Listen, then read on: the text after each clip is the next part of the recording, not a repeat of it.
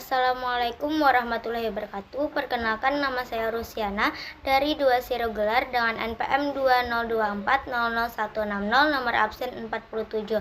Di sini saya akan menjelaskan materi tentang kependudukan. Yang pertama, pengertian kependudukan.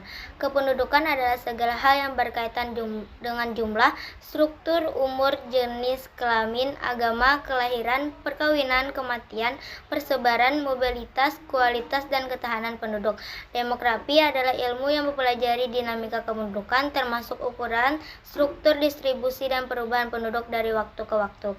Yang kedua, ada unsur-unsur dinamika penduduk. A. Kelahiran atau natalitas. Tingkat kelahiran mempengaruhi pertumbuhan penduduk. Faktor-faktor yang mempengaruhi natalitas antara lain usia kawin, tingkat kesehatan, dan kepercayaan. B. Kematian atau mortalitas. Tingkat kematian juga berdampak pada pertumbuhan penduduk. Faktor-faktor yang mempengaruhi mortalitas termasuk kesehatan, sanitasi, dan akses terhadap pelayanan medis. Migrasi, perpindahan penduduk dari suatu tempat ke tempat lain. Migrasi bisa berupa imigrasi atau masuknya penduduk, dan emigrasi, keluarnya penduduk. 3.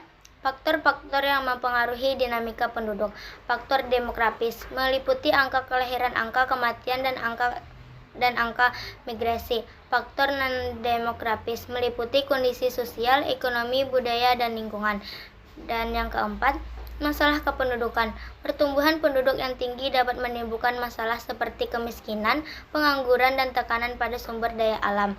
Penyebaran penduduk yang tidak merata dapat menyebabkan ketimpangan pembangunan di berbagai daerah.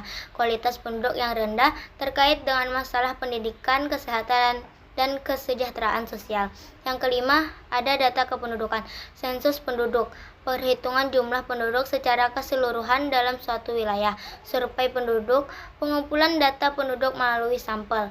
Registrasi penduduk, pencatatan peristiwa kependudukan seperti kelahiran, kematian, perkawinan, dan migrasi. Yang keenam, ada dinamika kependudukan di Indonesia.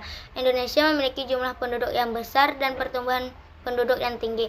Persebaran penduduk di Indonesia tidak merata, dengan sebagian besar penduduk terkonsentrasi di Pulau Jawa. Terdapat berbagai masalah kependudukan di Indonesia seperti kemiskinan, pengangguran, dan kualitas pendidikan yang perlu ditingkatkan. Yang ketujuh, ada dampak dinamika penduduk. Terbagi menjadi dua, dampak positif dan dampak negatif. Dampak positif, pertumbuhan penduduk dapat menjadi sumber tenaga kerja dan potensi ekonomi.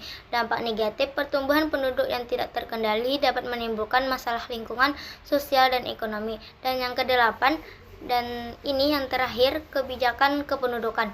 Pemerintahan perlu membuat kebijakan kependudukan yang komprehensif untuk mengatasi masalah kependudukan dan meningkatkan kualitas hidup penduduk.